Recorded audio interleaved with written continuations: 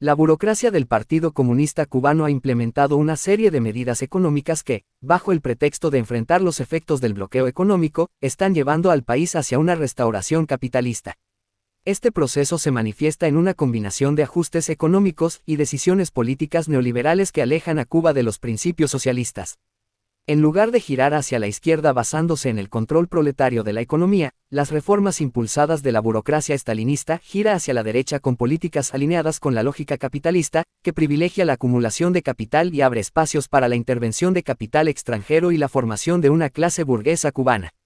Esta transición encubierta, además de introducir profundas desigualdades en el acceso a bienes y servicios, amenaza con cimentar las condiciones para una plena restauración capitalista en el país. Aumento de precios en servicios esenciales. A partir del 1 de enero de 2024, el gobierno cubano implementó un notable incremento en los precios de servicios esenciales que impactan directamente en las condiciones de vida de la clase trabajadora y los sectores más vulnerables.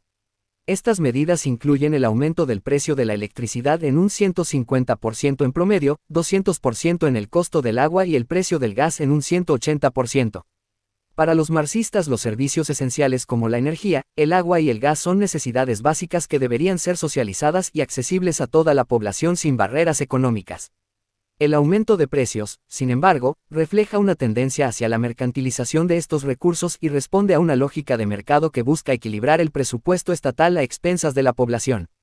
Esta práctica es característica de los ajustes neoliberales como los de Javier Milei en Argentina, donde los servicios básicos se convierten en mercancías que generan ingresos para el Estado y las empresas privadas. Este aumento representa una desviación del socialismo, donde estos servicios deberían estar garantizados y protegidos como derechos fundamentales.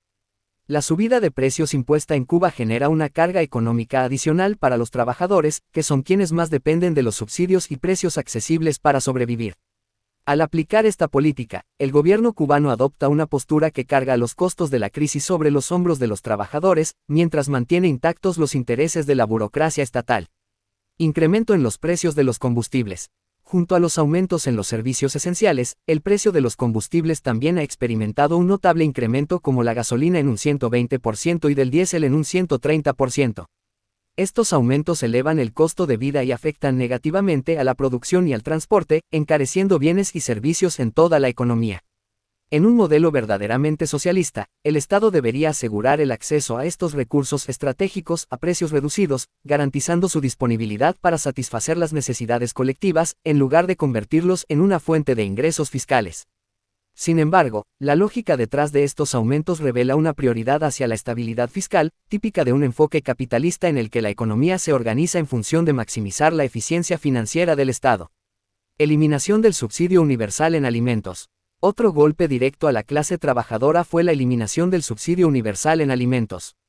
En su lugar, los precios de los productos alimenticios ahora varían en función de los ingresos de cada persona, con un incremento promedio del 100% en productos básicos. Esto introduce un sistema de segmentación igual a la dinámica del mercado, en el cual el acceso a bienes esenciales depende del poder adquisitivo de cada individuo. La eliminación de los subsidios universales y la adopción de un modelo de precios segmentados representan un retroceso en los derechos de la clase trabajadora. La lógica de segmentación adoptada por el gobierno cubano reproduce una estratificación social que contradice el objetivo de eliminar las clases y reducir las desigualdades. La eliminación de este subsidio universal se justifica oficialmente en aras de optimizar la economía estatal, pero en la práctica, esta medida aumenta las dificultades de acceso a los productos básicos para los trabajadores de bajos ingresos. Esto profundiza la desigualdad y acerca al país a un modelo capitalista en el cual el acceso a alimentos se convierte en un privilegio de quienes pueden pagarlo. Reformas en el sector empresarial. Las recientes reformas en el sector empresarial muestran una clara apertura a la inversión extranjera y una flexibilización de las regulaciones para las pequeñas y medianas empresas. Estas medidas permiten la entrada de capital privado en áreas de la economía que antes estaban bajo el control del Estado. Este tipo de apertura es un indicativo de que la burocracia cubana se está moviendo hacia un modelo económico en el que el capital extranjero y el emprendimiento privado desempeñan un papel central. La inversión extranjera introduce relaciones de explotación propias del capitalismo, ya que el capital busca maximizar sus beneficios mediante la extracción de valor de la fuerza de trabajo. Con esta apertura, Cuba abre las puertas a la creación de una burguesía nacional que controle los medios de producción en colaboración con el capital extranjero.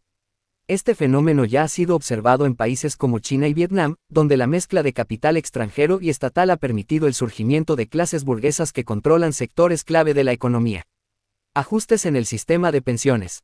El ajuste en el sistema de pensiones también forma parte de las reformas impulsadas por la burocracia, como el incremento en la edad de jubilación y la modificación en los montos de las pensiones. Estas modificaciones reflejan una intención de reducir la carga financiera del sistema de seguridad social, lo cual perjudica principalmente a la clase trabajadora. Cualquier ajuste que limite los derechos de los trabajadores en el ámbito de la jubilación representa un retroceso.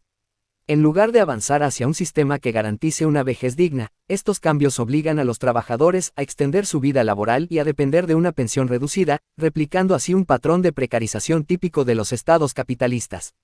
Reformas fiscales. Las nuevas reformas fiscales introducidas por el gobierno cubano incluyen nuevos impuestos sobre ciertos bienes y servicios.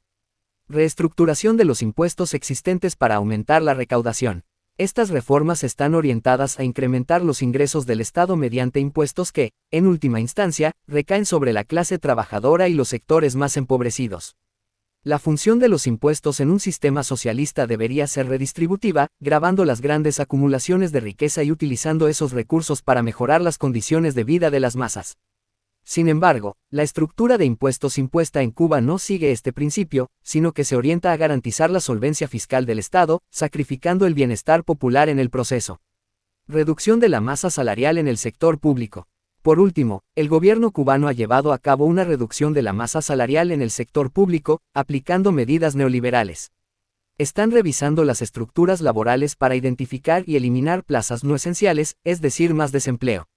Estas políticas son características de los ajustes neoliberales que buscan reducir el gasto público y maximizar la eficiencia estatal en función de criterios económicos, no sociales. Esta reducción de empleo en el sector público contradice el principio de garantizar trabajo estable y salarios dignos para toda la clase trabajadora. En cambio, el gobierno cubano está aplicando una política neoliberal que despoja de sus medios de subsistencia a muchos trabajadores y limita las oportunidades de empleo en el sector estatal. Consecuencias sociales y políticas de las reformas. Las medidas implementadas por la burocracia cubana han tenido un impacto directo en las condiciones de vida de la población, en especial de los sectores más pobres. Desde el aumento de precios en servicios básicos y combustibles, hasta la eliminación de subsidios universales y la reducción de la masa salarial en el sector público, cada ajuste carga el costo de la crisis económica sobre los hombros de la clase trabajadora y las masas populares. Estas políticas reproducen un patrón de desigualdad característico del capitalismo, en el cual el acceso a recursos esenciales se vuelve un privilegio en lugar de un derecho. Además, estas reformas han erosionado la base social de apoyo al gobierno. Si bien el partido aún controla el aparato estatal, el distanciamiento entre la burocracia y las masas es cada vez más evidente, esto conducirá a más protestas populares. La reducción de beneficios y el aumento del costo de vida generan descontento en sectores de la población que históricamente han defendido el proyecto revolucionario cubano. Sin embargo, al implementar estas medidas, el gobierno parece más interesado en preservar la estabilidad fiscal y mantener el control que en asegurar una economía orientada a satisfacer las necesidades de la clase trabajadora. La apertura al capital extranjero, hacia una burguesía cubana.